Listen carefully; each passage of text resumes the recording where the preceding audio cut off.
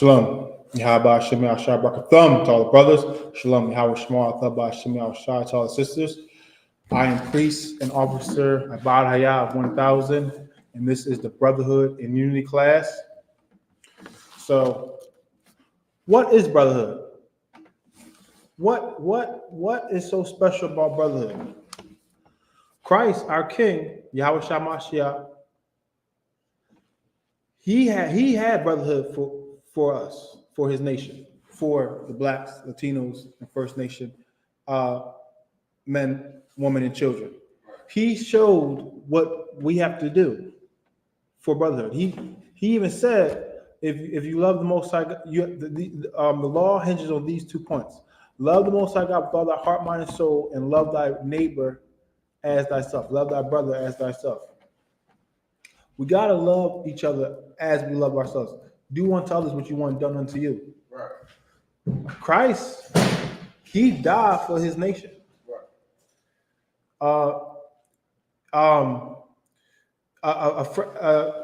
There's no greater love than this, that a man die for his friends. Right. We have to be willing to die for our nation, to risk everything for our nation. Bet everything on Israel. Bet everything on Yasharallah. Our name is Prince of the Power. Right. Princess if you're a female. Right. We are a royal nation of people. And we are God's chosen people, so we have a priesthood. So we are royalty and we're priests of the Lord. And the Lord is separate. He's not dealing with everybody. He's only dealing with blacks, Latinos, and First Nation men, women, and children. So we want to get into Baruch, the 4th chapter, and we're going to break down Baruch. So let's get Baruch chapter 4, verse 1. What is that?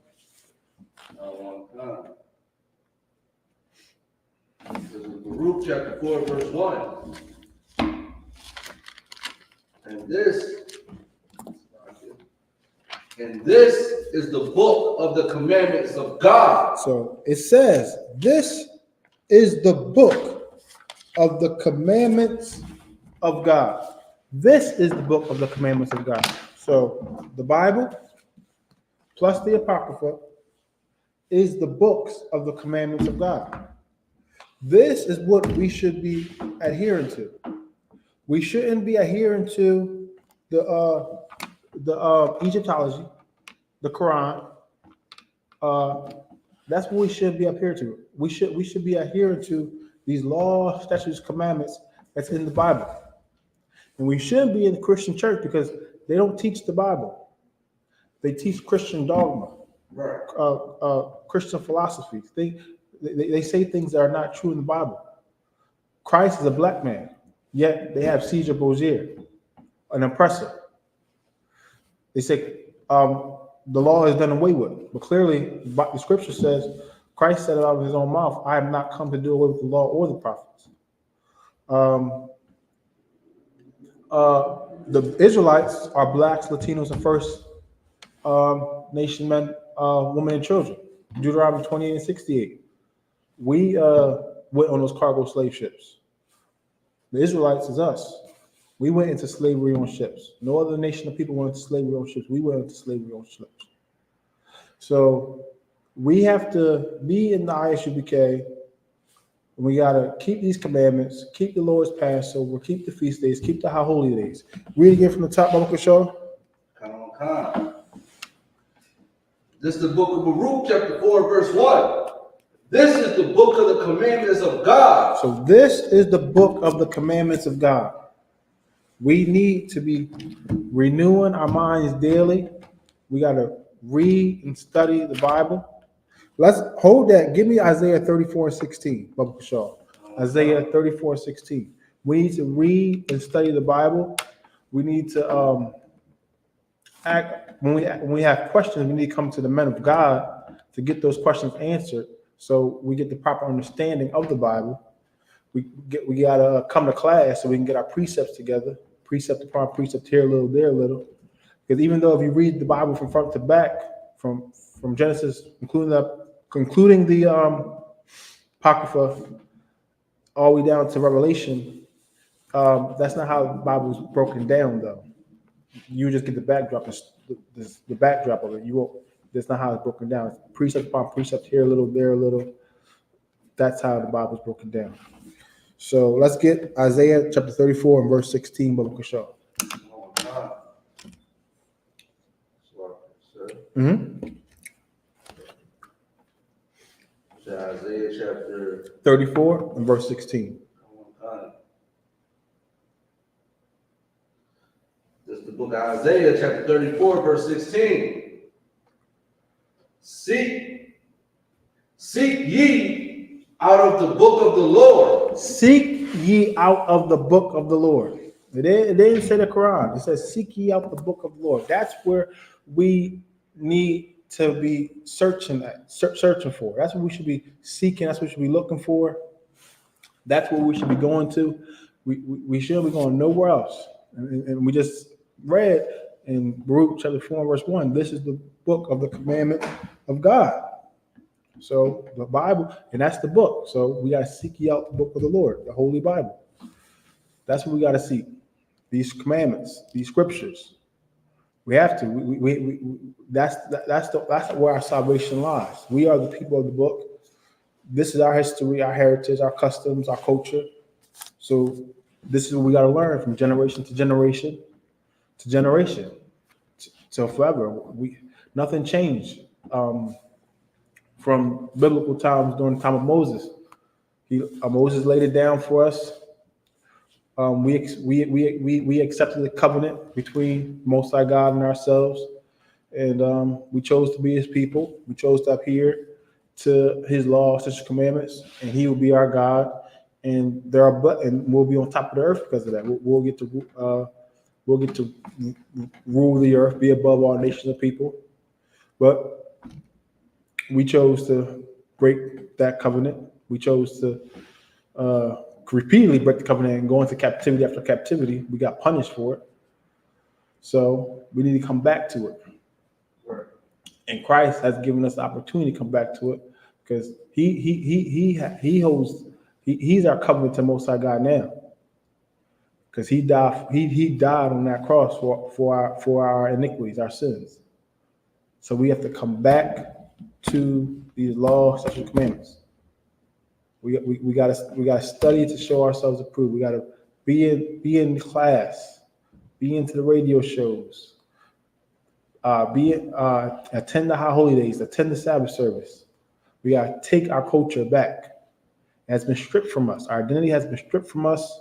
Our oppressor has done a lot of evil on the earth. A lot of misinformation. There's a lot of philosophies out there and doctrines that goes against the Lord, and we shouldn't be partaking in that. Read Bible Shaw. Isaiah 34 and 16. It's the book of Isaiah chapter 34, verse 16. Seek ye out of the book of the Lord and read. And read. It says it right there. And read. We got to read it. Got no choice. We have to. We got to read it. It's mandatory. We got to learn our book. We got to learn. We got to read it. We got to take the time out to read a chapter. You got a chance. And as you read the Bible, you will want to read more of it because it's you. First, we got to start off small. We're not accustomed to reading the Bible. We just let it sit on our table for all time to collect dust. We got to open it. Start reading. Start with a chapter. If that's too much, start with a verse.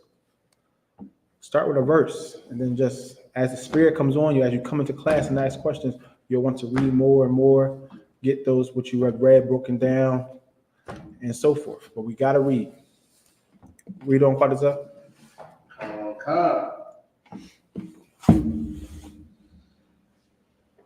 No one of these shall fail. So these scriptures, it's not going to fail us. Reading the Bible and adhering to it, learning it, and adhering to what it has to say, it won't fail us. It's not if we listen to the scripture and we read the scripture and obey it, it's going to be our foundation. It's going to be our rock. and nothing's going to be able to break that because the Lord will be on our side. Right. So we're gonna drop that. We're gonna go back to Baruch chapter 4 and verse 1. And we're gonna get into it because this is our heritage. This is our heritage. This is our book. This is our foundation. This is what our lives depend on. Our lives depend on it. We gotta grab at it. We gotta be hot. Can't be cold no more. Cold when we was in the world. We didn't know nothing about the truth. They didn't know nothing about the I.S.U.P.K. They didn't know nothing about keeping the commandments of God. But now once you get taught, especially when you get that oil put on your head and got that Hebrew name, now we hot. And can't let that zeal fall. If you see that happen, come amongst the brothers more. Come amongst the brothers more. Tune in more. Get into the spirit. Definitely keep the commandments. And if you're still struggling, if you keep it, pray to the Most High God. But you only hear the prayers of the righteous, so you gotta keep the commandments. You only hear the prayer of the wicked is abomination. So we gotta keep those commandments. That's mandatory. Right. Also, fasting. There's nothing wrong with going to fast here and there to strengthen, draw close to the Most High God. Draw close to the Most High God. Strengthen your spirit. But we gotta definitely mandatory keep the commandments of God, because tests and trials and tribulations are going to come. Know ye not that we come to serve the Most High God? Prepare thy soul for temptation. Right. We got to prepare ourselves because it's going to come. Satan is going to come. Because when we was in the world, Satan had us. Right. He had us. He didn't have to really do too much. But now that we're in the truth, he has to work that much harder to bring us back into iniquity, into sin, transgression of the law. So he's going to come attack you. And we're not ignorant of his devices. The old man is gone, but he's going to try to use those same devices that he used on that old man. But we got to remember that we're a new creature in Christ. So those things don't affect us anymore. And if we have any troubles with that, always counsel is always advisable from the men above us. Counsel. Because in the multitude of counselors, there is safety. There is safety in the multitude of counselors. So we're going to get Baruch chapter 4 verse 1, Baba Kishal. This is the book of Baruch chapter 4 verse 1. This is the book of the commandments of God. This is the book of the commandments of God. This is the book of the commandments of God. We got to remember that. This is the book of the commandments of God. And in Romans 15 and 4, it says, for whatsoever was written aforetime was written for our learning. So in Romans, that's the New Testament. What was written before the New Testament? The Old Testament. So the Old Testament was written for our learning. So we must learn from the Old Testament. We got to learn it. We got to learn the books in the Apocrypha because it's part of the Old Testament. It was just taken out. But it wasn't tampered with. It was just so separate. So read Baruch 4:1 again, Public Show. This is the book of the commandments of God and the law that endure forever. This is the book of the commandments of God. The commandments of God was given to us. Was given to us, blacks, Latinos, First Nation, men, women, and children. And it's important that we understand that there is a benefit to keeping it and a consequence of breaking it. So let's get Deuteronomy 28 and verse 1, Baba Michelle. Because there is a consequence when you break the laws of God, and there is a benefit when we keep the laws of God. So we always want to be on the right side, on the right side of the Lord. always want to be on the right side of the Lord. But that comes from obeying him, walking in his ways. That's all he wants. All he wants is obedience. The Most High God is the Most High. He's above everything. We have to obey our Creator. He created the heavens and the earth. He created us. He gave us a body. He gave us a spirit. He created us. We have to do what he tells us to do. It's just that simple. That's what pleases the Most High God. Obedience. He will rather want obedience rather than sacrifice. He doesn't want us. He doesn't during the Levitical priesthood. He didn't want us sacrificing. He didn't have pleasure in sacrificing and burnt offerings as in obedience. He'd rather us just be perfect. That's what he wants. He wants us to be perfect. He wants us to be perfect. And now we have no excuse not to be perfect because our King Christ is perfect. Is perfect. He kept the laws of God. Now we can keep the laws of God because he showed us the way. Because he had a father and a mother. His father was Joseph. That Christian dogma again saying that Mary Mary was not impregnated by Joseph. That she was either touched by an angel or whatever. That's fiction. That's garbage.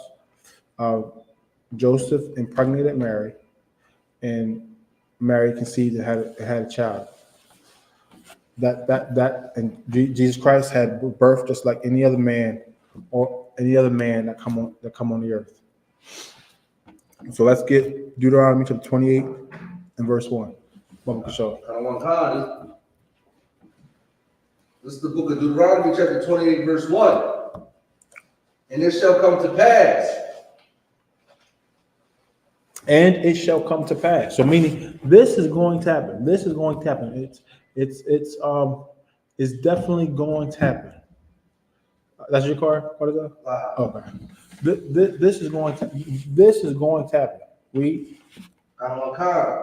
And it shall come to pass if thou shalt hearken diligently unto the Lord, unto the voice of the Lord thy God. And it shall come to pass if thou shalt hearken diligently unto the voice of the Lord thy God. So we have to hearken. We have to listen. Right. We have to listen. We have to listen.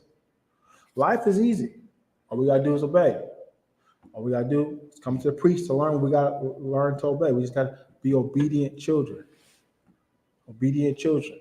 Trials and tribulations are going to come, but if we hearken, if we listen diligently, continually, so we just can't listen for a little while. We can't be like that. Christ gave parables about the seed and the sower. Some sowed in the field on good ground. Some sowed it upon stony places. Some sown it by the wayside, and some sown it by thorns. So, point being, when it was thrown by the thorns, he was able. The thorns represented the wayside represented when the sower is the words. The word is we pull that scripture part of top. The seed and the sower. When Christ was explaining a parable about the sower and the parable of the sower. Biblical show.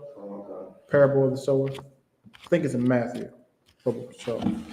But this is the book of the commandments of God. We in Deuteronomy 28 in verse 1. And this shall come to pass, if thou shalt hearken diligently unto the voice of the Lord thy God. We must hearken diligently. We have to. We have no choice. We got to hearken diligently, continually. We can't stop doing it. We can't stop doing it. We can't be like someone who receives the word of God and immediately they get joy and wants to do the work. Once trials and tribulation comes, they fall away. We can't be like that. We can't let the riches of the world, sway us neither, choke us up out of the truth. And definitely, we can't let the deceiver, the oppressor, trick us and turn us away from the truth once we hear it. Right. I was just breaking down the sower, but Christ breaks it down even better. You got it, Brother? Come on. This is 2 Corinthians. Oh, it's Second Corinthians. It's Second Corinthians. It's sure it's not in the first book, first 4 books. You want me to read this? Yeah, come. Come on, sir. This is the book of 2 Corinthians, chapter 9, verse 10. Okay. Now he that ministereth seed to the sower. Is that it, sir? That's not it.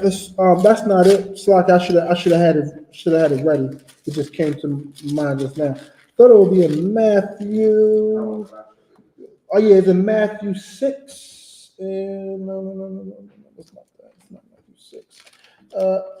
We'll just drop that. I'll get another time. I'm not gonna waste time on it. Let's go back to Deuteronomy 28 and verse 1 at the top of the show.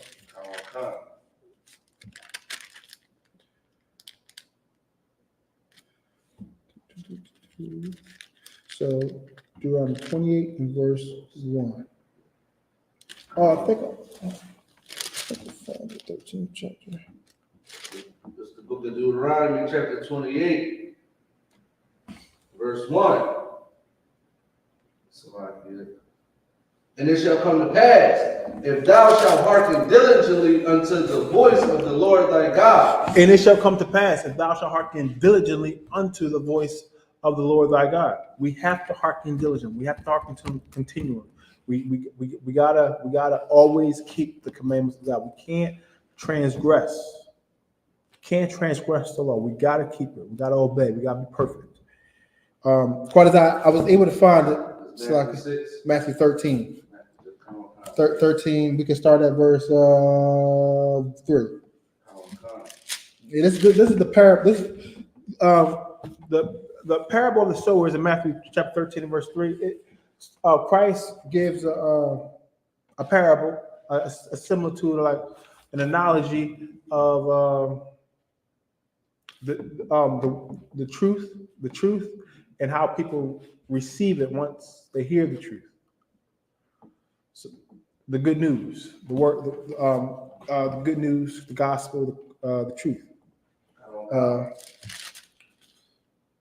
Yes, let's get Matthew started at 3.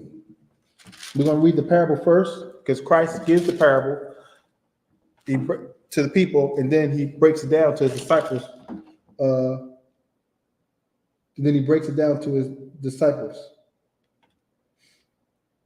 Read, Brother Michelle. This is the book of Matthew, chapter 13, verse 3. And he spake many things unto them in parables, saying. And he spake many things unto them in parables. Because he spoke in parables. So the ones that's supposed to hear it will hear it. Because Christ, our King, he's an austere man. And some people are just not meant to hear it. Some of us are just not meant to hear it. And if you don't check, like if Christ would have spoke plain to everybody, everybody would got to check. It'll been easy. It'll been easy for everybody to come into the truth, know what it's about. But he spoke in parables. He spoke in parables and similitudes. Read. Behold, a sower went forth to sow. So in this parable, in this similitude, there was a sower. A sower is like a farmer, and he's sowing seed. He's like planting seed in the earth. Sowing. Read.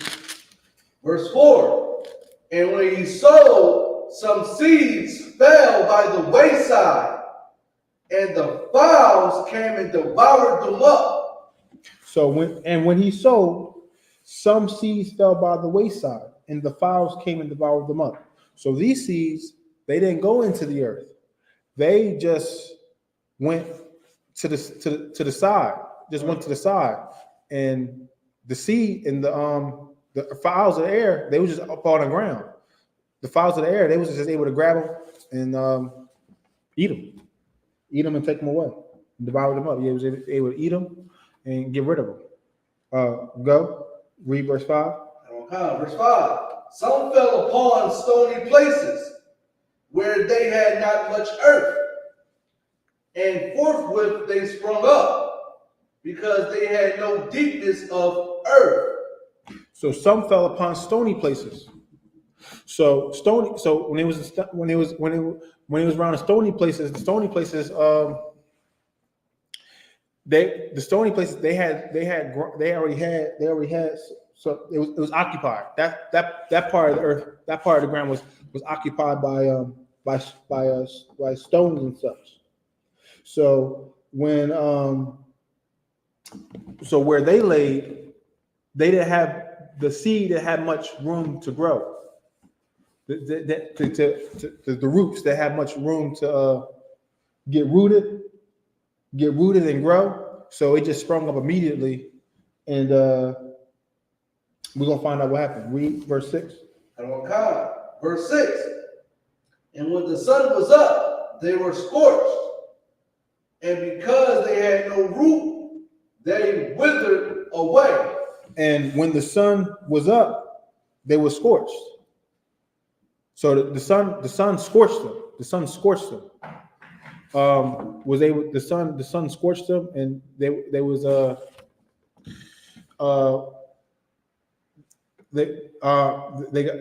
destroyed. They was destroyed. Read after scorched.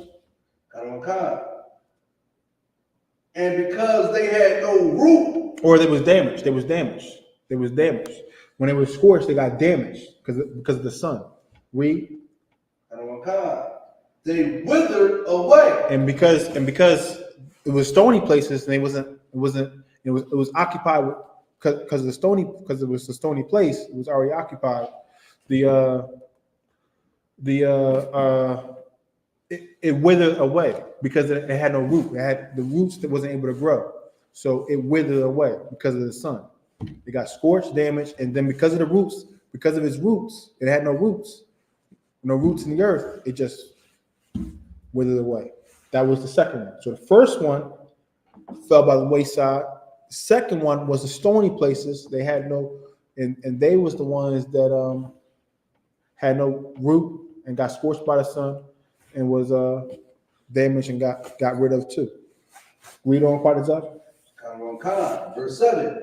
And some fell among thorns, and the thorns sprung up and choked them.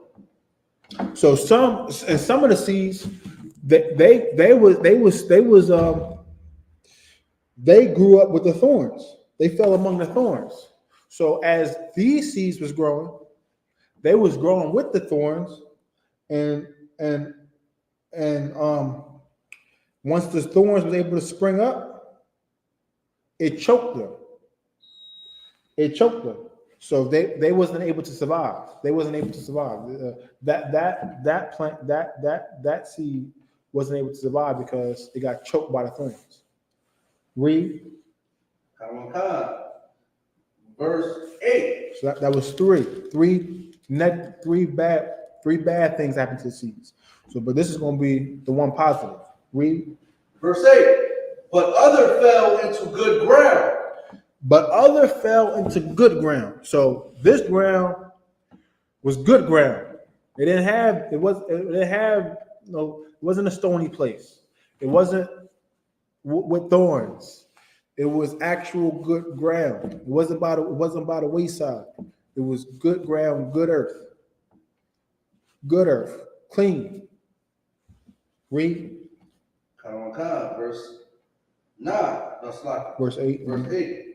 And brought forth fruit. And this brought forth fruit. See, this brought forth fruit. So this one actually brought forth fruit. Read. Some in hundredfold. Some 100-fold. And some 60-fold. And some 60-fold. Some 30-fold. And some 30-fold. So this fruit, this seed fell upon good ground and brought forth fruit. It actually was able to do what it was accomplished to do. And some of it was able to bring forth 100-fold, 60-fold, and 30-fold. Now, Christ is going to explain. So we're going to keep reading, and Christ is going to explain what all this actually means. Continue to read, Quadazar. Verse 9.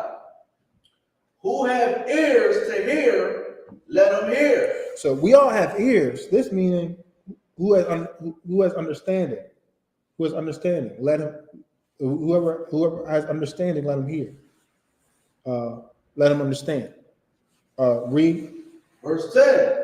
And the disciples came and said unto him, Why speakest thou unto them in parables?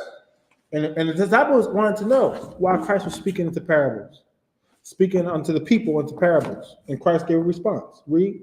Verse 11. He answered and said unto them, Because it is given unto you to know the mysteries of the kingdom of heaven. But to them it is not given. But because it's given to you to know the mysteries of the kingdom of heaven, but unto them it is not given. See, the truth, the understanding of the parables that Christ gave, because was given the true understanding of what. Read that part again. Because it's given. Verse 11. He answered and said unto them, because it is given. He answered unto him, because it was given unto you to know the mysteries of the kingdom of heaven. Because to the disciples, they were supposed to understand. Christ wanted them to know the mysteries of the kingdom of heaven. What the mysteries of the kingdom of heaven. It was not for. It was not for everybody. Christ just didn't want everybody to understand what he was saying. Right. He just didn't want everybody to understand what he was saying. Now we're gonna get the understanding of it. Oh, and it's okay. We're gonna get the understanding of it soon, but first we're gonna get verse 15. But drop down to verse 15. Verse 15. In red letters, for this people's heart is waxed gross. Actually, start at 14. Verse 14 in red letters. And in them is fulfilled the prophecy of Isaiah. Yeah, Isaiah, which is Isaiah. Isaiah, which saith, by hearing ye shall hear. By hearing ye shall hear. Read. And shall not understand. And shall not understand. These are Christ's words. This is Christ's parables. Read.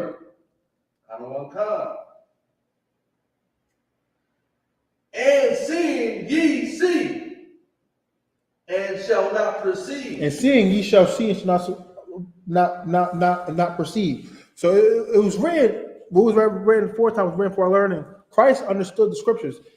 He understood that.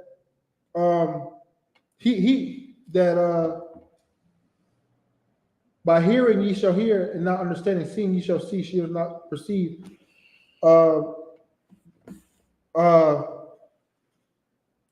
Fulfilled by the prophet Isaiah.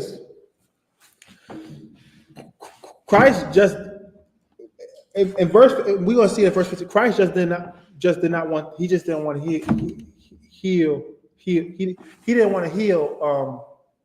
He spoke this way because he didn't want to have to heal all of this, the wicked niggers of Israel, the wicked leaders of Israel, the Pharisees, Sadducees, the ones who was going to go against him and put him on the cross. Read verse 15, Baba Kishore. Verse 15. For this people's heart is waxed gross, and their ears are dull of hearing, and their eyes they have closed, lest at any time they should see with their eyes and hear with their ears, and should understand with their heart, and should be converted, and I should heal them. And I see, if they was to understand, if Christ would have spoke plain to the people, to the people that didn't understand the parables, they would understand. They will understand, and then they will be converted, and Christ will have to heal. Christ will have to heal them. But Christ will have to heal them. But he just didn't want to. He didn't want to heal the wicked, the ones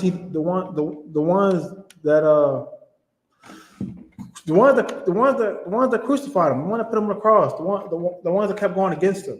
He didn't want to do that. Read verse 16 of Kushan. Verse 16.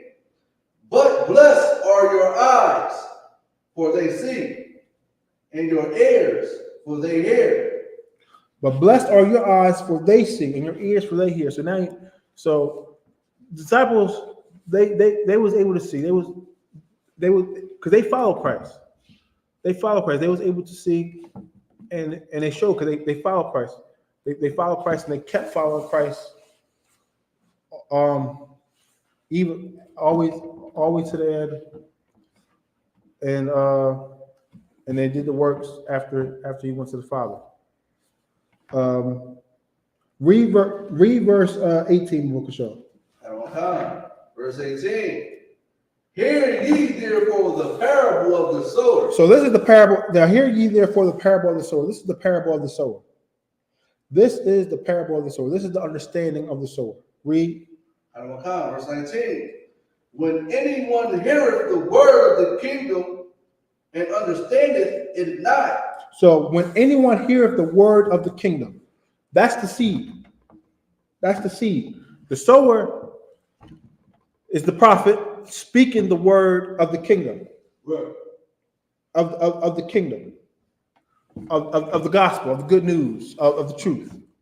The sower is the prophet, and the seed is the word, the word of the kingdom, the truth, the gospel. Read. Then cometh the wicked one. So read again from the top, Baruch Shah. Verse 19. When anyone heareth the word of the kingdom and understandeth it not, then cometh the wicked one, and catcheth away that which was sown in his heart. So this was the seeds that fell by the wayside. This was the seed that Christ said that fell by the wayside. So when anyone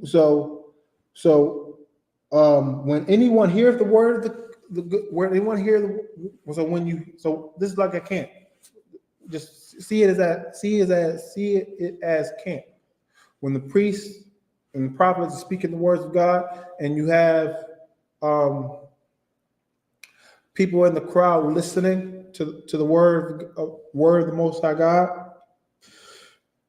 When they don't understand it, when they lack the understanding, and it's battling to the head, what an oppressor may come to the side and start whispering in their ear, start telling them things, and then they might start agreeing with that oppressor, and eventually they might start coming against the camp in some way, shape, or form, yelling, berating the camp, trying to get the speaker off topic, just spewing nonsense. Right. So that is the wicked one, and see that. Read. Continue to read, Baba Kishore. This is he which receives seed by the wayside. So that's receive seed by the wayside. That's the seed by the wayside. Right. So just think of it as camp. Read verse 20. But he that received the seed into stony places, the same is he that heareth the word. Read. And anon with joy receiveth it. So this one receiveth stone by the stony places. So what happens to him is that immediately, like, he'd be like, snap, I'm a Hebrew Israelite. He'd be such infatuated with the truth, such infatuated. It's like with that with the scroll when you taste the book is in Revelations. When the book was tasted first, it's sweet in the mouth. It's sweet in the mouth. That's the learning. The Hebrew Israelites, we're the chosen people of God. It's that understanding. We gain that understanding back from the Most High God. We get that understanding back. We get our heritage back. We get our culture back. We start to understand the truth. But once we eat it, that's when we eat it. But when we swallow it and it goes in our mouth, it becomes bitter in our stomach. Because afterwards, after we get the understanding, the truth, what's next? We gotta live up to it. Now we gotta go to camp, be hated by our people, be hated by the world. We gotta do the work now. We gotta be in it. We gotta go to class. We gotta do everything. And trials and tribulations start to come. Trials and tribulations that wasn't there, and that what happens to the stony one who fell by stony places. That once trials and tribulations hit, they bounce. They leave the truth because they wasn't able to. They didn't have that foundation. They didn't have a strong enough foundation. They wasn't in the good ground. Read Quadazah. Verse 21. Yet have he root in himself. Yet he had not. Yet had he not rooted in himself, but dureth for a while. See, he didn't have no root in himself, so he was only able to endure for a little while. You may see as you be in the truth that some come to class and go. Right. They don't stay. They don't stay because they didn't have enough. They didn't have enough root. They didn't have enough foundation. It wasn't solid. They didn't. They had that foundation. Read. This for when tribulation or persecution arises because of the word, by and by he is offended. Because when persecution or tribulation arises because of the word, we can't do what's the birthdays, right. Thanksgiving. Can't be with the family around Thanksgiving. Can't receive any presents no more on your birthday. Can't do Christmas. Can't go ahead. What is that? Can't sleep with white women. Can't sleep with white women. Can't fulfill your own lust. Right. That's that persecution and tribulation. Can't do that. Just can't do that. So gets offended because it's that tug between the flesh and the spirit, and unfortunately, in this case, the flesh wins out. So read on what is that? Verse 22. He also that received seed among the thorns is he that heareth the word. So also the one that received among the thorns, he hears the word also. He hears the word, just like the one in the stony places. They both hear the word. They both understand the truth. But something else happens to the one among the thorns. Read. And the care of this word and the deceitfulness of riches choke the word, and he becometh unfruitful. So the cares of the cares of the world and the deceitfulness of riches, it chokes it chokes the word, it chokes the truth. It becomes unfruitful. So we can't allow ourselves because this world is enmity with God. We can't allow because this world, Esau's society is going to come to an end. So we can't focus on being rich in Esau society, caring about Esau society. It's going to fall. It's going to fall, and as it falls, our kingdom rises. So we got to focus on our kingdom. We can't allow the riches,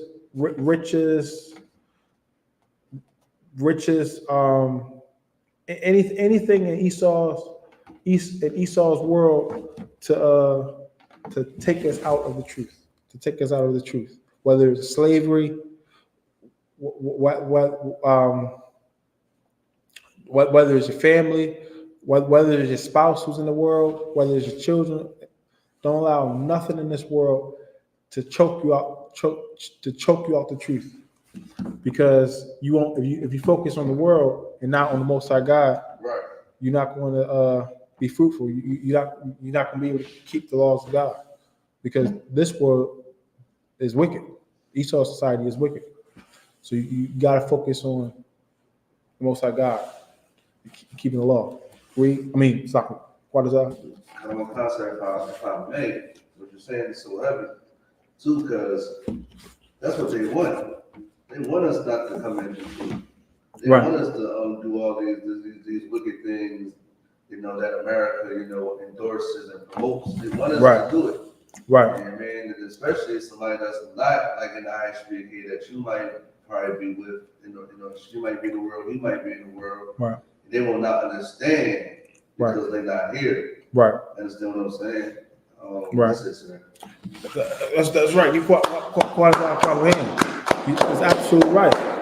We can't allow nothing to take us above the truth. The Most High God, our own household, the ones that our own house. Christ came to send a sword, and he put put us at variance with a father against the son and a mother against the daughter, and our foes will be those of our own household. So we can't allow the ones close to us to take us out the truth. We gotta love the Most High God more than them. Got to. So we got one more. So continue to read, Partizan.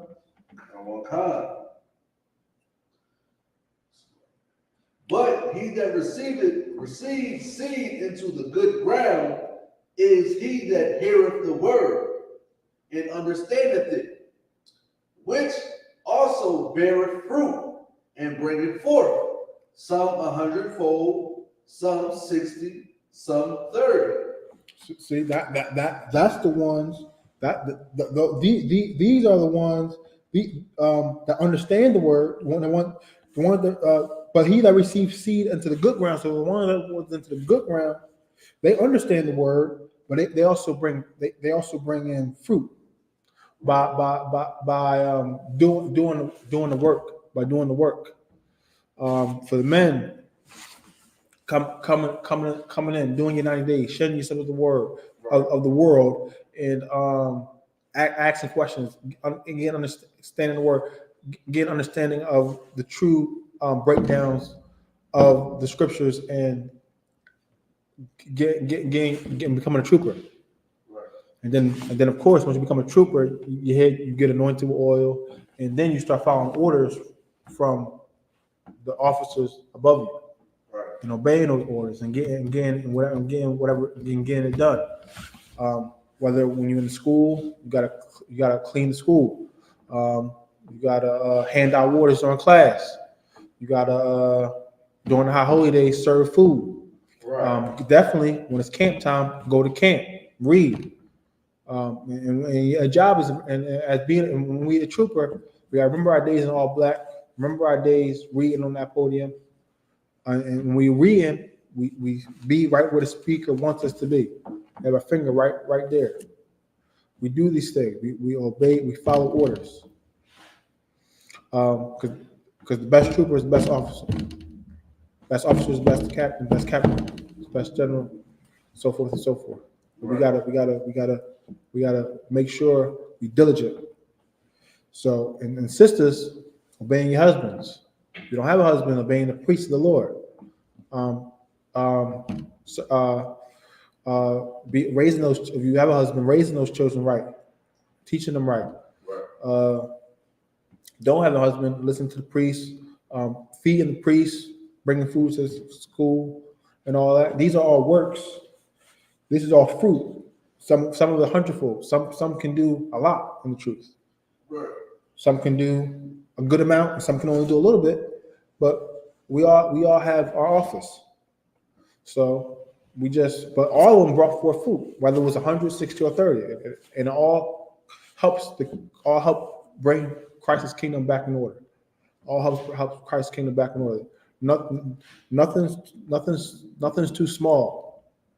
As long as you're on that good ground, you're in the clear. So that was the parable of the sower. So we'll go back to Deuteronomy 28th chapter, verse 1, because we got to diligently, continually we got to hearken diligently, continually. That's the point.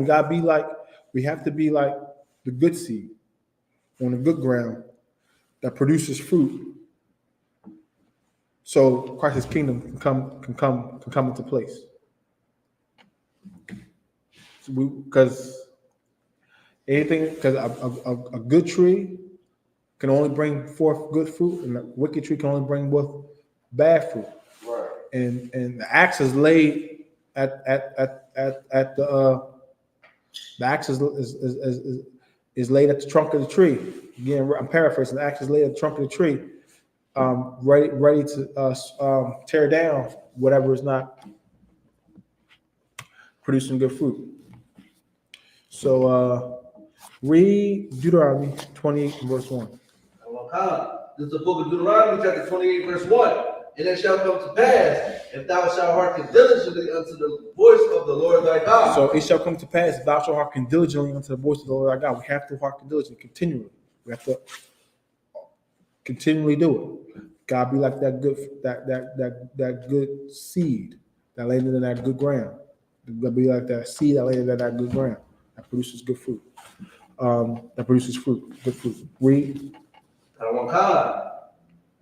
To observe and to do all his commandments. So we have to observe to do all his commandments. We have to learn. First, we got to learn his commandments. We got to learn. We got to learn it from the priests, the prophets of the Lord. Everybody has to learn. Like a baby, when it comes to it know nothing. And that's the same thing when we come into the truth. We're a young man. We don't know nothing. Because our precious society does not teach the Bible. Nothing outside of the I.S.U.P.K teaches the Bible correctly. Nothing outside of it. No fake Israelite group. No Christian church. Nothing. This is the home of the Israelite School of Universal Practical Knowledge is the home of the truth. This is the body that the Lord is dealing with. That's it, and that's all. So we got to learn. We got to learn first to do, and then once we have learned it, once we have learned something, we got to apply what we have learned. So what are some things that we learn? Don't eat shrimp, crab, pork, and lobster. Don't eat tuna fish. So what do? Once we learn that, we just don't eat it. We don't eat pork. We just don't put that in our mouths. We don't put it in our mouth. We don't swallow it. We don't put it in our mouths. We don't do nothing with it. We don't eat pork, shrimp, crab, tuna, lobster. We don't eat none of that. Right. What we can do, in dietary law, we can eat chicken. We can eat lamb. We can eat anything in the anything in the fishes and anything in the sea that has fins and scales. That includes salmon. That includes red snapper. That includes tilapia. That includes sardines. We can eat those things. Just to name a few fishes. We can eat that. We can eat turkey. We can eat beef. We can. What else? That once we learn to do, don't unalive people. Don't steal. Don't covet your neighbor's belongings. So don't be so jealous of your neighbor's things that you actually try to take them from your neighbor. Right. Now you can't do that.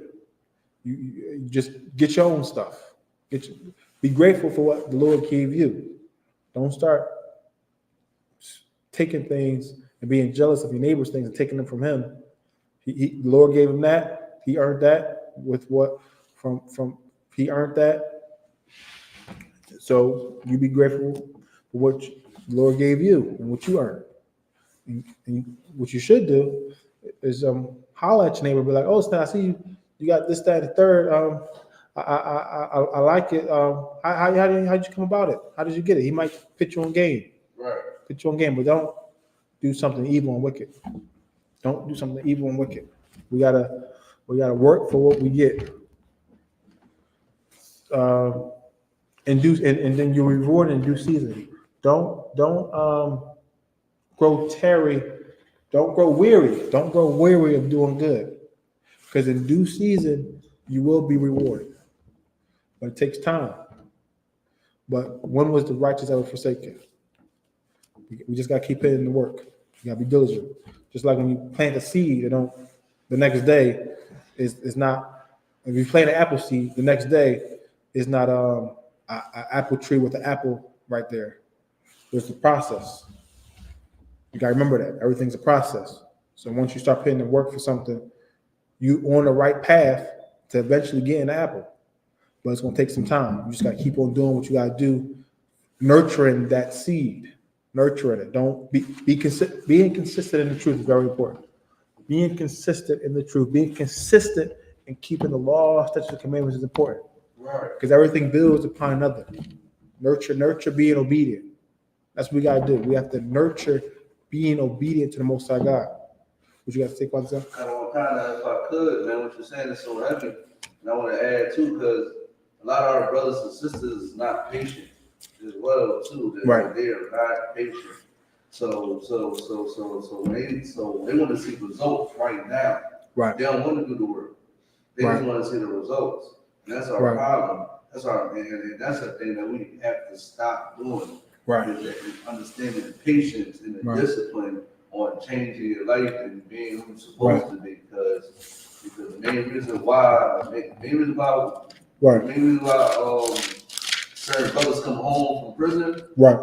You understand what I'm saying? And then they want to go get that job at McDonald's to try to do right. Right. But then they see that the money they used to get out in the streets ain't the same as that McDonald's money. Right. So they're not patient to become the person on the fries. Right. Then become that manager within 5 or 6 years from now. Right. You understand what I'm saying? They Right. don't want to wait that long. They want now I gotta go back to the block and make this $500 to $3,000 a day type of money. Right. So yeah, like our people, man, we need to just learn how to be patient, understand, and we're gonna be rewarded. Right. Understand, and I'm gonna say this too. Right. When we're done with it. Come. If I could, like in our people, when you change, you cannot look for a reward. Don't look for the reward. Come. Don't expect to get rewarded. Come. Just do good. Come. And then the reward will come. It Right. will come to your lap. Right. Don't look for it. Right. Understand what I'm saying? That's just Give quality to our plan. We have to be patient. We got to. Charity is in the scriptures. Charity is patient. Charity is kind. Charity is love, long suffering. We have to be patient. Everything takes time. Even for us to come onto the earth as a baby, that takes time. takes a span of 9 to 10 months, approximately. And that takes time. Even the process of getting that egg fertilized take time. You have to meet a sister, court her, and then eventually marry her. Sex is marriage, and then even the marriage night, that takes a period of time for that to everything. So everything is a process. Everything is a process. So we gotta make sure. And then when we on earth, when we're here as a baby, it takes time to get to adulthood. Everything happens in their own season. There's a time to love, there's a time to hate, there's a time to plant, time to sow, there's a time for everything. And being patient, so always be patient. We got to have a patient spirit, because most High God is long suffering. We have to have the Most High God's qualities, his qualities. He's long suffering towards us, and he's long suffering towards us. So we gotta be he's patient. He's long suffering towards us. We gotta be long suffering and patient with our brothers and sisters that's in the world. We gotta be patient with one another. Now we gotta keep that. What we should fight against immediately is iniquity and sin and transgression of the law. That's what we got to do. We got to fight. We got to fight against that. We got to fight ourselves. That's what we fight. We got to fight ourselves. So let's go back to Deuteronomy 28, verse 1. Yes, we can start from the top. This is the book of Deuteronomy, chapter 28, verse 1. And it shall come to pass, if thou shalt hearken diligently unto the voice of the Lord thy God, to observe and to do all his commandments, which I command thee this day, that the Lord thy God will set thee on high. So if we learn, if we observe to do all the Most High God's commandments, he's going to set us on high. We're going to be set on high. Read after that. Above all nations of the earth. So we're going to be set on high above all nations of the earth. We're not going to be the first fired and last hired. We're not going to be the ones. We're not going to be the slaves. Right. We're not going to be the slaves. We're going to be the nobility. We're going to be the nobility. Right. We're going to be the ones in charge. We're going to be the ones dictating terms, setting laws and rules. That's what we're going to be doing. And of course, we're going to make sure the Most High God's laws, statutes, commandments is put into effect. But we're going to have control of the of society, of the system, of the jobs. Who gets what? Who gets this? What time they got to come? What time work starts? What time does it end? We're gonna have control of that. And when we in charge, everybody's gonna rejoice. The people are gonna rejoice.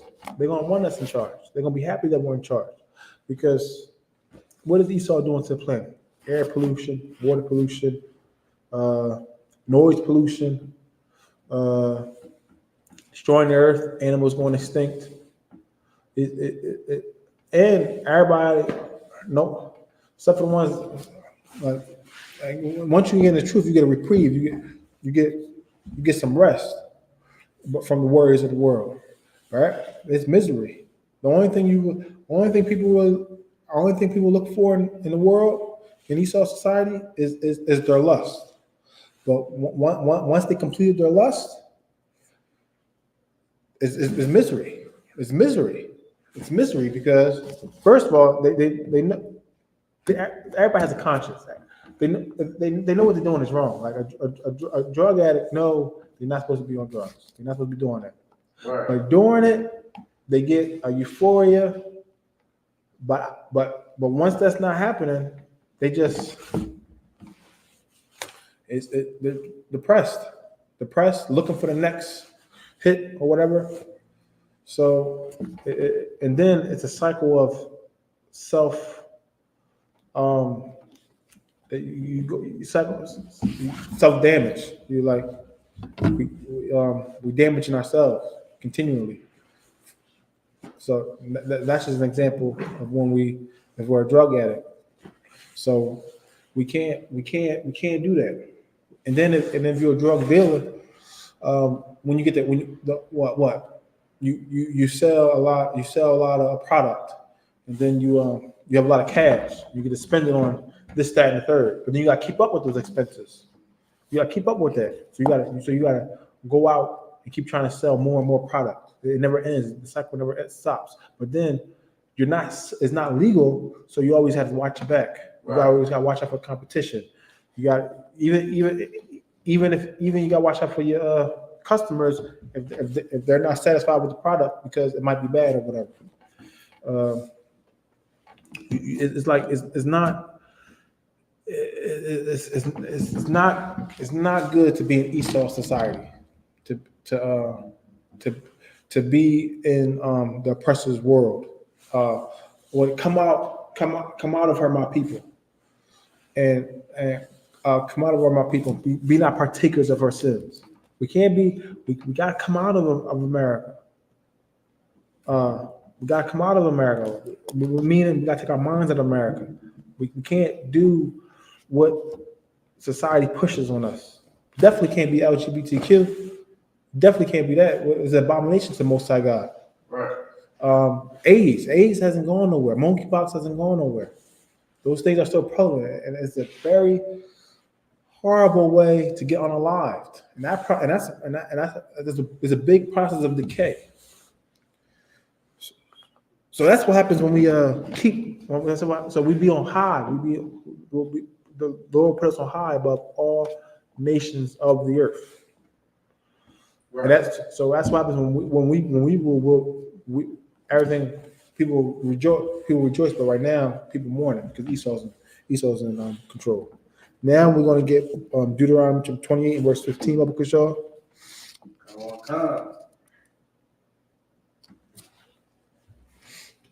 Because we have to understand there's two sides to this. This, observing, keep the laws and commandments. The Most High God will put us on high above all nations of the earth. So, what happens if we don't keep the laws, statutes, and commandments? What happens if we don't? What happens if we don't keep the laws, statutes, and commandments? Will the Most High God still let us to be on high? No, He won't. We won't be on high no more. We won't be on high. And before we get, I'll just paraphrase it. In verse 2 of Deuteronomy 28 and 2, we'll get blessed as well. Right. So the Lord will give us rewards. And all the way down to verse 13 in Deuteronomy, or verse 14, it get described all the different type of blessings and rewards we'll get. But let's get Deuteronomy 28 and 15. This is the book of Deuteronomy, chapter 28, verse 15. But it shall come to pass. So God said, the Most High God said, the Lord said, but it shall come to pass. So this is going to happen. So we found out what's going to happen if we keep the laws and commandments. So, but this is going to happen. Read. If thou wilt not hearken unto the voice of the Lord thy God. If we will not hearken unto the voice of the Lord thy God, if we will not listen, we will not obey, we will not be obedient, we will not listen, we will not hearken to the voice of the Most High God. Read. To observe to do all His commandments. To observe to do all His commandments. So if we're not learning the commandments, if we're not applying what we learn, if we're just ignoring the Most High God, ignoring the priests and prophets, just keep walking past the prophets on the street corners, not coming to class, and then if we do learn something and ignore it, like we learn that we're not supposed to unalive people. We go out unaliving our spouse because we found them in the bed with another person. Well, if you're a man and you find your spouse in the bed with another person, she committed adultery on you. You don't have the right to unalive her. but you can leave her. She's not your wife no more. That's what you do. What you do is you get another wife. You get another one. You can have more than one wife. Yes, you got to let that go. If it was a long relationship, it's unfortunate, but that's not your wife no more. It's over. It's done. Now you can't unalive her. Now for the females, a man can have more than one wife. So a man can have more than one wife.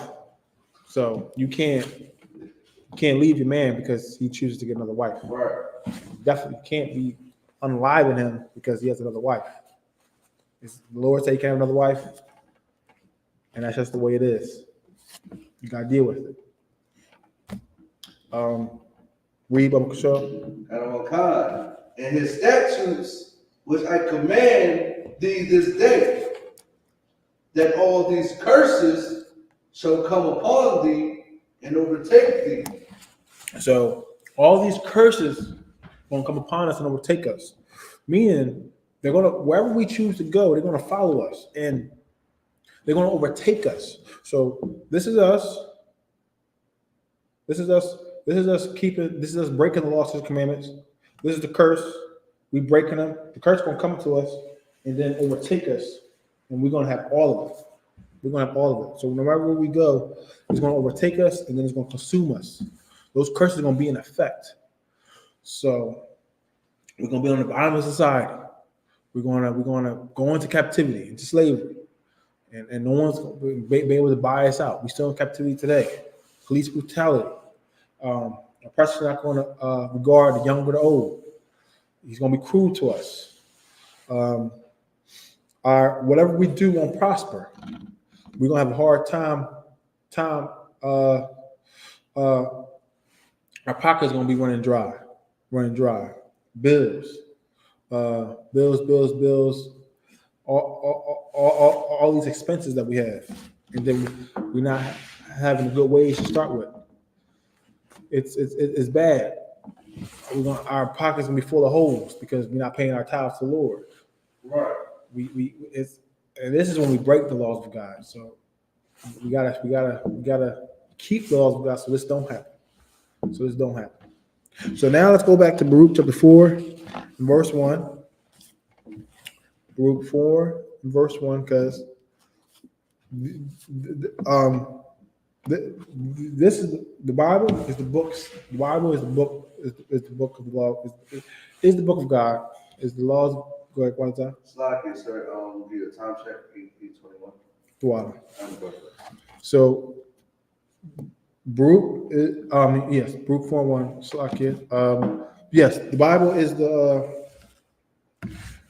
This is the book of the laws of God. This is the book of the commandments of God. In the law, this is the book of the commandments of God. Yes. So we have to make sure that we keep the laws of the Most High God. We gotta keep the laws of God. We can't ignore that. We can't ignore that fact. We gotta be obedient to our Creator, to the Most High God, to Yahweh. That's His name in Hebrew, Yahweh. We only can say it when we teaching His name, prophesying His name, or praying. Otherwise, we can't say His name. It's holy. It's separate. It's we can't use His name in vain. We can't put it on a T-shirt. We can't use it in casual conversation. He's not our buddy. He's our Father. He's our Heavenly Father. He's our power. He's our God. He's the Most High God. We gotta have respect and reverence.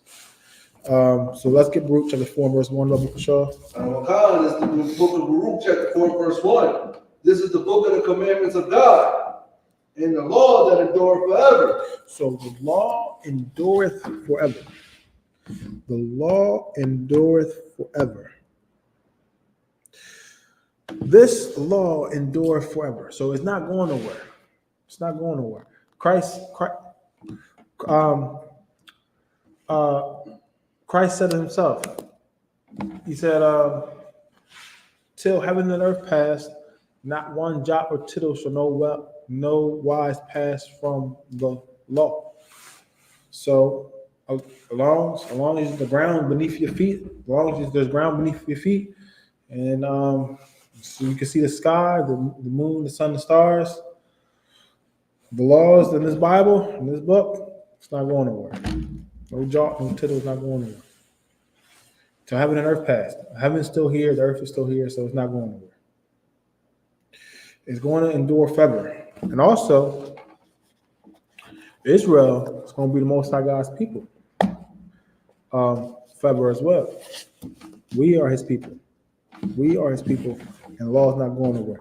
Let's get Matthew chapter 24 and verse 13, because yes, Matthew chapter 24 and verse 13. Just like, so the law is not going nowhere. So what we got to do? We got to keep the law. We got to keep it. We got to learn how to be obedient. We got to learn how to be perfect. We got to be diligent in that. We got to do the steps that we need to do to be consistent in that. Because that's the only thing that's going to help us in these last days of time. It's going to help us in these last days of time. It's going to help our survival. It's going to help our survival when Christ returns. Our lives are at stake. Our lives are at stake. And reward. There's reward for keeping the law. There's a reward for being a priest and prophet. It's a crown. Yahweh, Jesus, also known as Jesus Christ, when he comes back to the earth. He's giving out crowns and salvation, safety from the nuclear fire, from World War III, from the nuclear fire, from destruction when he comes back with 200 million angels. There's destruction coming. Christ is coming back with 200 million angels, thermonuclear fires coming to a land called America, and our obedience to God is what's going to protect us when that happens. Read Matthew chapter 24, verse 13. It's the book of Matthew, chapter 24, verse 13. But he that shall endure unto the end, the same shall be saved. But he that shall endure unto the end, the same shall be saved. But he that shall endure unto the end. So the laws endure forever. So now we have to endure until the end. Right. We gotta endure until the end, because that the same shall be saved. We can't be in the truth and then leave. You can't. It's lifetime. It's like this is our culture, our heritage. This is for life. This is for life. The world, that old man, those old ways, that's done with. That's done with. It wasn't prosperous to begin with. Right.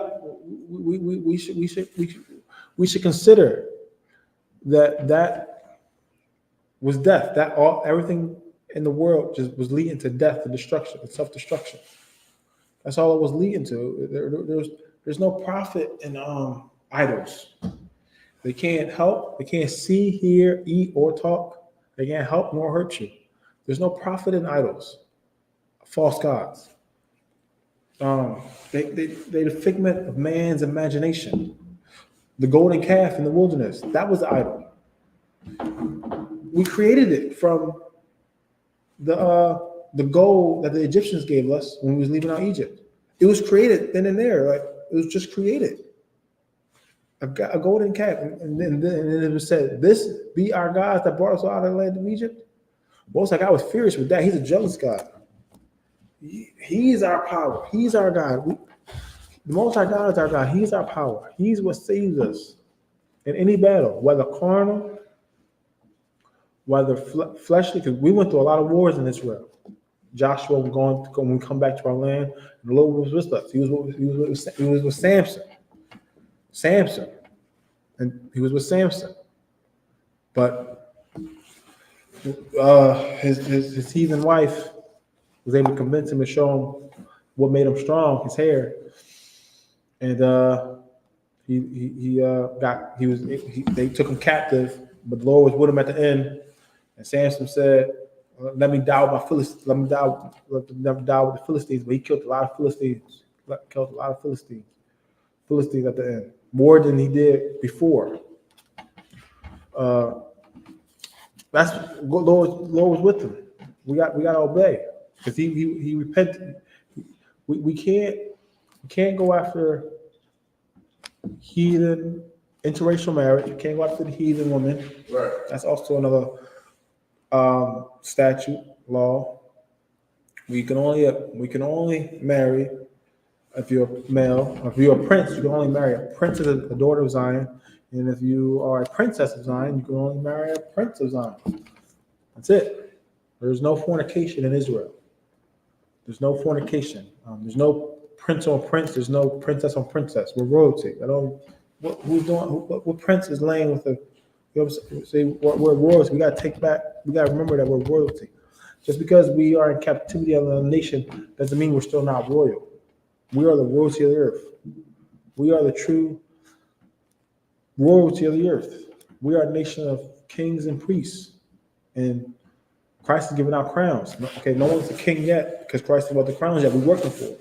But we're still Yahshua, prince of the power, princess of your female. So right now we're princes. Right. Once you get that, once you get that oil pointer on your head, you become a trooper. You're a prince. You're a prince. You're a prince. You're a prince. Nothing can take that from you. We don't want to be wicked. We don't want to be wicked. Our prince don't want to be wicked. We got to be righteous. Right. So read that scripture again. Matthew 24:13. It's the book of Matthew, chapter 24, verse 13. But he that endureth to the end, the same shall be saved. But he that endureth to the end, the same shall be saved. If we want to be saved, we know what we gotta do. We gotta endure until the end. And look, keeping the laws and commandments does not end with our death. Why do I say that? Reincarnation, regeneration is real. Right. This have not been our only lifetime here on the earth. We was here before. Right. This happens. We die, go to the Most High God. He judges us for how we just have lived on the earth. Right. Whether we was obedient to him or whether we was wicked to him. And then we live out that judgment on earth. We don't stay with the Most High God. There's no hell in the sense of a devil, a red man under the earth, burning you to death, burning you for all eternity. No, hell and heaven is on earth. So if you was wicked, your judgment is going to be on earth, and you're going to have a hellish existence on earth. But if you was righteous, you're gonna be living in a heavenly state on earth. But right now, as a nation, we're living in hell because we broke the laws of God as a nation. So as a nation, we are in hell. We're not in rulership. So we have to make sure that each generation keeps the laws of God. So it's our job to teach every generation to be perfect, to keep the laws of God. That's the only way that generation is going to teach you to keep the laws of God when you come back. You don't want to be in a position where, this is what you don't want to be in. You don't want to be in a position where you kept the laws of God, right? But you was like, oh, I'm keeping the laws of God. I'm perfect. But you're not helping out your brother. You're not chastising him when he breaks the laws of God. You're not trying to pull him back into the truth. You're not being on those street corners teaching him the laws of God. You're not teaching your children. You're just worrying about yourself. You can't be selfish like that, because what's going to happen in that state if you was the only one? When you come back, there's not going to be no one to teach you, because you didn't teach nobody. Who's going to teach you? That's just an example of what could happen if we don't teach our people the laws of God. It will fall out. Right. The truth won't continue. We We got to keep the laws, statutes, and commandments of the Most High God, and we got to teach our children to keep the laws, statutes, and commandments of the Most High God. Right. Is that for generations and generation? We gotta, because look, Passover, right? We go to the Passover, we bring our family to the Passover. Right. Like we Sabbath service, we go to the Sabbath service, bring our family to the Sabbath service. We got to raise up our families right as well. We have to. We got to be brotherly to look. Law, statute, commandments hinges on these 2 points: love the Most High God with all our heart, mind, and soul, and love thy neighbor as thyself. Loving your neighbor is also rebuking your neighbor when they doing something wrong. Because look, especially when you're a priest and prophet, because if we don't tell the people that their faults, their iniquities, yes, they're going to die in their sin, but the Most High God's going to fault us for not telling them. It's going to be on us. So yeah, they're going to die in their sin, but we're going to be guilty of it. So it won't matter if the prophets was being perfect, keeping the laws of God, if they wasn't teaching the people to come back to Most High God, to change from the wicked ways, from our wicked ways. So we have to gotta be brotherly. We gotta teach each other. Gotta teach each other the right. Keep the statutes, commandments. So we know blemish in Israel. Yahshua. Now let's go back to Baruch, the 4th chapter, Leviticus Kashal. 4 and 1. The book of Baruch, chapter 4, verse 1. This is the commandments of Salaka. This is the book of the commandments of God, and the law that endure forever. All that keep it shall come to life. All they that keep it shall come to life. So when we keep the law of God, we get life in us. That's what life is. Keeping the laws of God. Right. That's what life is.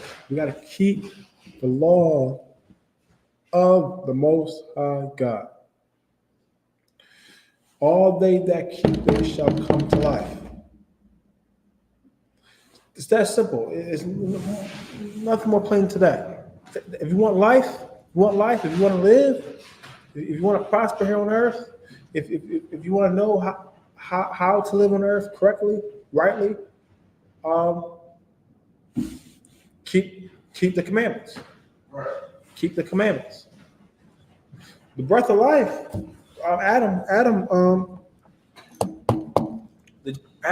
let's get Genesis 2 and 7. Because Adam, he was the first man to be into the truth. Adam was the first man into the truth. Christ was here, Genesis 2 and 7. Christ was here 5 times. He was here as Adam. He was here as Melchizedek, the priest, the one that Abraham gave tithes to. Right.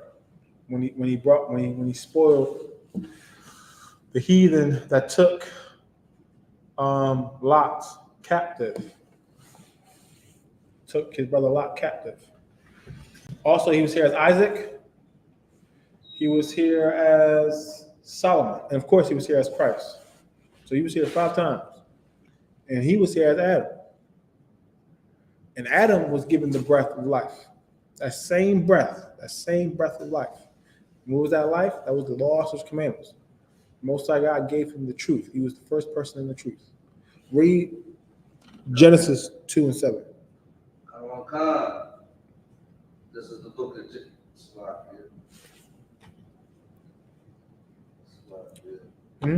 This is the book of Genesis, chapter 2, verse 7. And the Lord God formed man of the dust of the ground. So the Lord God formed man of the dust of the ground. This is in Genesis. This is the beginning.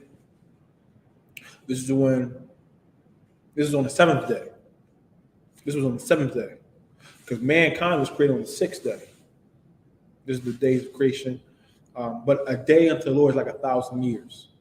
You got to keep that in perspective of how creation was built. It was a process of a long period of time. It was not like a 24-hour period. Like the first day, the second day, the evening and the morning was the first day, the evening and the morning was the second day. A day unto the Lord is as if 1,000 years. So that first day was a span of time, a long span of time. And then the second day was also a long span of time, third day, a long span of time. So on the sixth day, mankind was created. And then after a span of time, on the seventh day, the Lord, the Most High God, created. Read it again from the top of the show. And the Lord God formed man of the dust of the ground. And the Lord God formed man of the dust of the ground. Meaning, man was in a low. He specifically chose Adam, but man was in a low state of time. Like, and on the sixth day when mankind was created, man was on a low state. He found Adam in a low state condition. Man didn't know nothing. They were just doing whatever. They had no.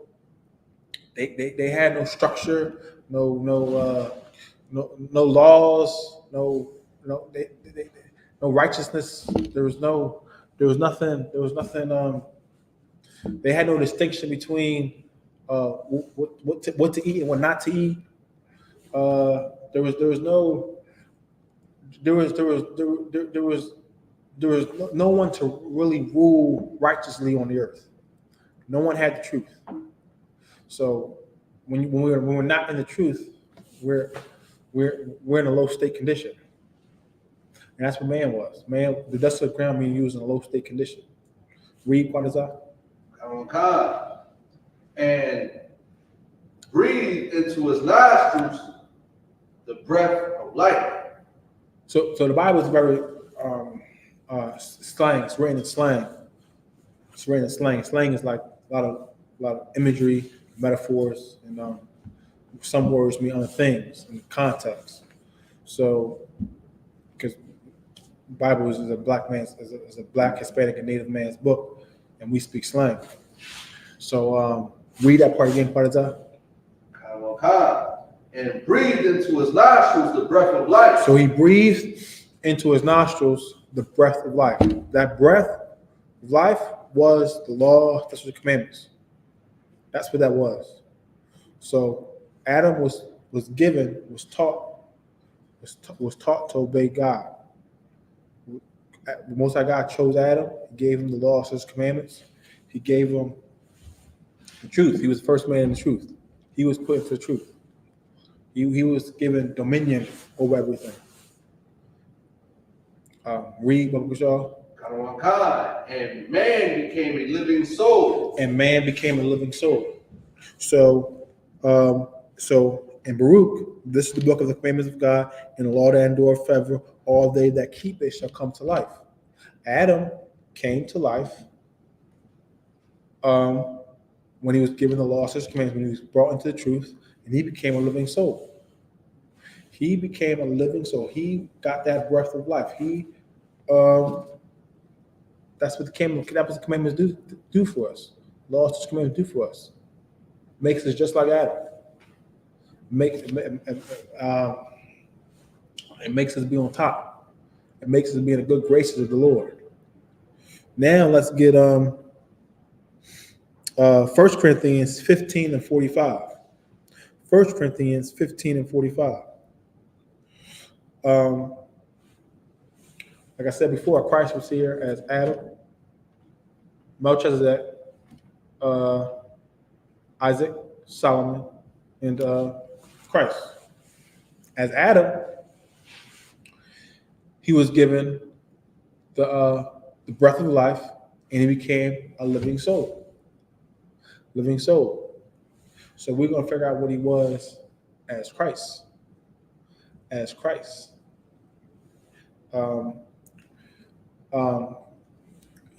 He made an appearance as Melchizedek.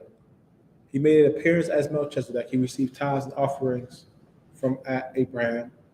As Isaac, he was the son of Abraham, and he was the father of Jacob, Yahshua. As King Solomon, he was the son of David, and he had wisdom, He ruled the nation. The nation wasn't split at the time. He had wisdom, very wealthy, had many wives, but the heathen wives turned him away from the Lord. Turned him away from the Lord. That's what happens when we get heathen wives. They turn us away from the Lord, and they make us serve other gods. But Adam was given the breath of life. Now let's see what Christ was given. 1 Corinthians 15 and 45. I don't want to call this the book of 1 Corinthians chapter 15, verse 45. And so it is written, the first man, Adam, was made a living soul. So, as it is written, the first man, Adam, was made a living soul. We just read that in Genesis 2 and 7. First man, Adam, was made a living soul. He was given life because he obeyed the Lord.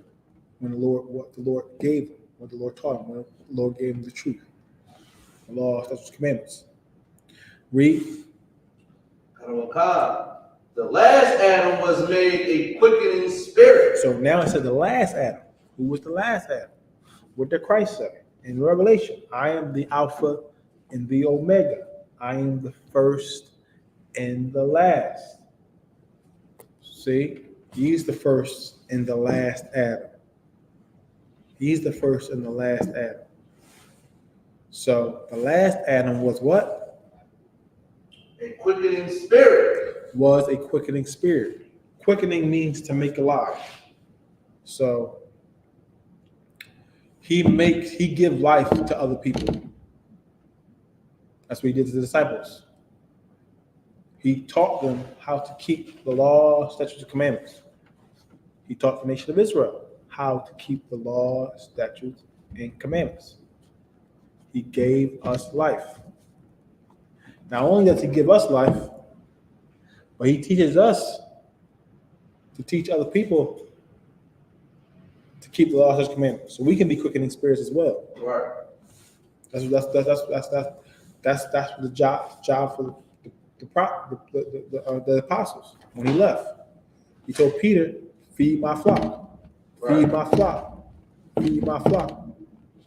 So we have to keep the commandments because it gives life, and by keeping the commandments, we can give life to other people when we teach them to keep the commandments. So we got to walk this walk. So let's go back to Baruch 4 and 1 again. Biblical show. Like this for time check 846. Come. The water. This is the book of Baruch, chapter 4, verse 1. This is the book of the commandments of God, and the law that endure forever. All that keep it shall come to life, but such as leave it shall die. All they that keep it shall come to life, but such as leave it shall die. So there's action for every action, there's a reaction. So there's always something, the positive and negative. When we do good, this happens. We keep the laws and commandments, we get life. But if we leave the laws and commandments, if we have iniquity, for the wages of sin is death. If we have iniquity, we die. Such as leave it shall die. We will die. We will be in the world. Those plagues in Deuteronomy 28th chapter, verses 16 on down, will come upon us. We do not want the plagues of Egypt against us. We don't want to die. We want to live a life. How we want to die is how our forefathers died. Slept with their fathers. We want to live to a ripe old age and just die in our sleep. We don't want to die a violent death. To die a horrible death early. Can't see our grandchildren, grandchildren, great-grandchildren. We want to be able to live prosperous. We want to be able to rule too. We don't want to just live like a slave life. Is Israel a servant? He's a homeborn slave. Why is he spoiled? We don't want to be. We don't want to be spoiled. We don't want to be. We don't want to be weak. We don't want to be bound neither. How can someone enter into a strong man's house and spoil his goods unless he first binds the strong man? Binding us is us breaking the laws. Is getting us to break the laws, commandments. That's how we are bound. That's how the strong man is bound. We are strong men because the Lord gave us that strength, but only when we keep the laws, statutes, and commandments. So let's get Deuteronomy 30 and verse 15. 30 and 15. More on this life and death. Life and death. The Lord gave us an option. When we was in the wilderness. Option in the wilderness. We can choose either life, we can choose death. Moses broke it down to us in the wilderness about the law, statutes, commandments. We went over Deuteronomy 28. 28 and 1. We'll be set on high. We observe and keep the laws and commandments. Deuteronomy 28 and 15. But if we break the commandments, all these curses will come upon us and overtake us. So let's get Deuteronomy 30 and 15 biblical show. Let's look at Deuteronomy chapter 30, verse 15. See, I have set before thee this day life and good. See, I have set before thee this day life and good. That is obedience to the Most High God. That's that life and that good.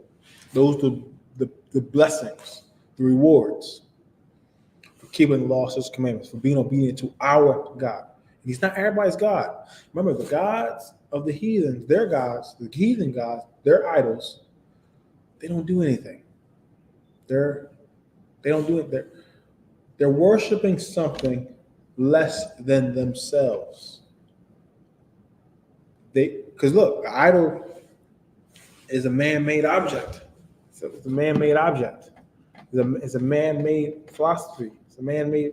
So an idol is a man-made. Is a man-made object.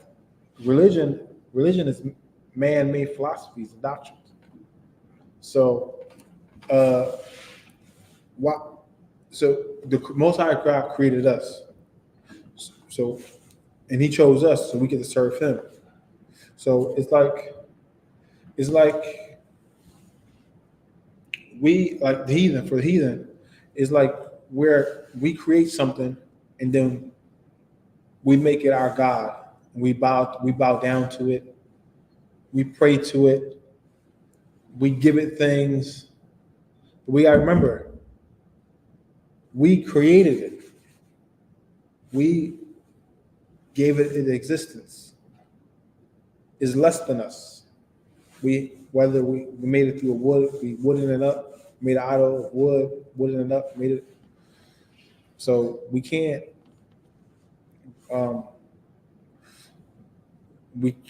allow the heathen to. We gotta be separate from the heathen. Basically, right. The Lord told us to be separate. We gotta be separate. We can't be mixed in with the heathen because they're gonna dumb us down. Serving an idol is dumbing yourself down. It is. Because you trap yourself. Right. You trap yourself in philosophy and doctrine that doesn't profit anything. Right. It's going to fail. Horoscopes, it's going to fail. It's trickery and demonic. It's playing you. It's like you're a puppet on a string. We gotta obey the Lord, because the Lord's thoughts is higher than our thoughts. His ways is higher than our ways. That is what we have to obey, because He created us, literally.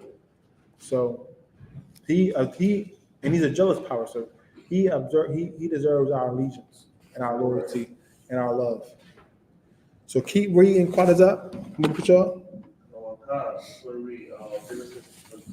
Deuteronomy.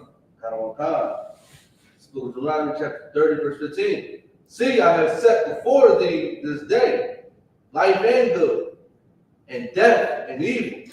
And death and evil. See, that death and that evil comes from breaking the law, statutes, commandments. Right. We don't want that. We want to stay far away from that. We had enough of that. The slave trade, those cargo slave ships, slavery, being under our oppressor for centuries. We have enough, even to now. We have enough of that. Not ruling, having infectious diseases, having illnesses that we can't. There's no cure for. Having all these abominations amongst us that prey on our children. We can't. We gotta clean up Israel. Right. So we gotta stay with that life and good. Read what is that? 16. 16. Come.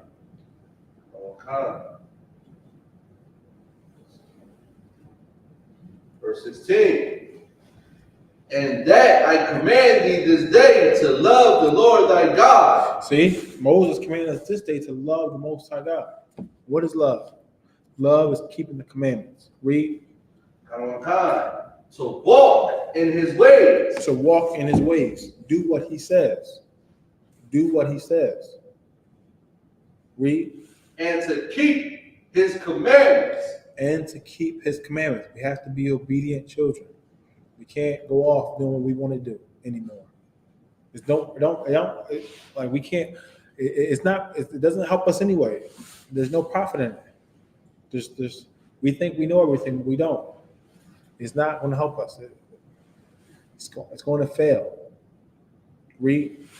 And his statutes and his judgments, that thou mayest live and multiply. So that's what's going to help us live. If we keep his law, statutes, and commandments, statutes, and judgments, that's what's going to make us live and multiply. It's going to make us prosper on the earth. Right. Read. And the Lord thy God shall bless thee in the land whither thou goest to possess it. So the Lord thy God going to bless us. We was in the wilderness at the time, and then we was going into Yasharallah, into Israel. So he's going to bless us in that land when we keep the commandments. It's going to help us crop. He's going to help our crops grow. Now in the land of our captivity, if we keep the laws and commandments in this land of captivity, we won't fill up the jails because we'll keep God's laws. But what's the precious laws? The precious laws is easy to keep. We keep God's laws. They don't go against the precious laws. Don't go against God's laws. So what? We won't fill up the jail cells. The police won't be able to harm us in that respect. And then if something does, if the oppressor try to come against us, the Lord will defend us now. We'll have his protection again. Read. Verse 17. But if thine heart turn away, so that thou wilt not hear, but shalt be drawn away and worship other gods and serve them. Verse 18. So if our heart be turned away, so we shall not hear, and we should serve other God, and we should serve other gods, and we serve other gods. Read. Verse 18. I denounce you unto this day. He would denounce us. He would denounce us unto this day. He's going to punish us. He's going to punish us severely. Read. That ye shall surely perish. We're going to perish as a people. Our way, whatever we try to do, is not going to work. It's going to fall. It's going to falter. Our business is going to fail. We're going to succumb to poverty. We're going to start to dwindle down. We're not going to be as strong nation as we once was. Our numbers are going to start to fall. We're going to be left few in number. Read. And that ye shall not prolong your days upon the land. And we won't prolong our days upon the land. Our life will be cut short from generation to generation. That's terrible. We was meant to inhabit this earth, enjoy it, rule it, and the earth is meant to be a paradise. Now it's like our gravesite. It's like our prison. Read.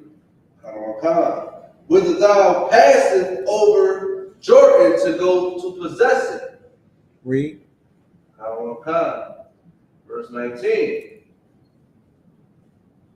I call heaven and earth to record this day against you. So Moses called heaven and earth to record this day against us. So this is going to happen if we don't against us. If heaven and earth, this is heaven and earth record this day against us. Read. That I have set before you life and death. So he set before us life and death. So we have an option. So it's recorded against us that he set before us life and death. Read. Blessing and cursing. Blessing and cursing. So he set us before us life and death, blessing and cursing. See, that's the same thing in Luke 4:1. Right. All they that keep it shall come to life, but such as leave it shall die. He set before us life and death, blessing and cursing. That's what he set before us. Give us an option. Give an option. Keep the commandments. We'll have life. We break the commandments. We have death and cursing. So we gotta make sure that we in this book called the Bible. We in these scriptures. That we keep the laws, statutes, and commandments. It's in our best interest. We should bet.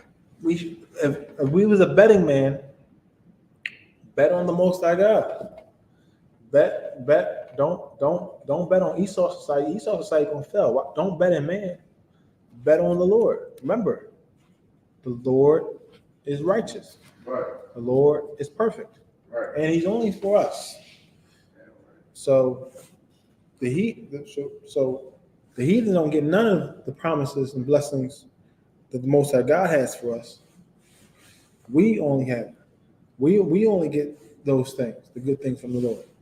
So we have to learn to be obedient, perfect, read these scriptures, take back our culture, our heritage, choose life. Do not choose death. So we got to keep the law. Got to be brotherly towards one another. Got to be brotherly. We got to follow the example of our King, Yahushua Mashiach. With that, I'm going to pass the class to Quadazar, Priest and Officer Quadazar Krab of 50. What's up? I powerful hand for teaching the powerful brotherhood class, man.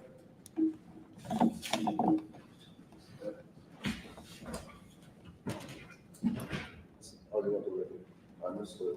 All right. This is I.S.U.K. security announcement. No, that's why I'm doing this. This is I.S.U.K. security announcement. We are the I.S.U.K. started on 1 West 125th Street, Harlem, New York. Rule for new brother and sister. When a new brother and sister comes into the school, they are off limits for 6 months. They are to be secluded only. They are here to shed themselves of the world. If they need transportation, the teacher will arrange it. After 6 months, if a brother or sister has an interest in a particular person, he or she must get permission from the head to speak to a brother or sister. There is another 6 months in which the brother and sister will court each other. After this 6 month period, the brother and sister will get permission from the head to marry. Tithes, which is a command, Numbers chapter 18, verse 21. Malachi chapter 3, verse 8 to 10, means tenth in the Hebrew. My I.S.U.P.K, 10% of every penny of any increase the Lord gives you. Give to the teacher. Priest fund. Free will offering for priests, not mandatory. whatsoever amount you would like. Upcoming holy convocations, we got the Feast of Purim, you understand, on the 14th day and the 15th day of the 12th month. And that's Thursday, February 22nd to February the 23rd of 2024. If you want to read up on it, go to Esther, chapter 9, verse 20 to 21. You understand? Now remind Akron and Agwafin to check the bulletin board in the hallway. If anyone wants to be a trooper to wear, then it's cool to start wearing all black. Boots, shirt, pants, and scarf. But with that, Elijah, this is only for the men of Israel. So men of Israel, we're going to give the brothers one courtesy salute. Men of Israel, Elijah Shabbat, Elijah Barak, Yahweh Hashem Yahushua Barakatah. Yahweh, your hands down. Sorry, you're going to face the sisters. Sisters, you're going to be on your mind for Shabbat. You're going to cut your hair. You're going to put your feet at a 45-degree angle, touching your heel. You're going to bow your head. And when the men salute you, you're going to lift your head up and you're going to salute them with your left hand, smacking your right chest with the salute. And with that, we're going to give the sisters one courtesy salute. Men of Israel, Elijah Shabbat, Elijah Barak, Yahweh Shemar Athah Hashem Yahushua. Yahweh, your hands down, class dismissed.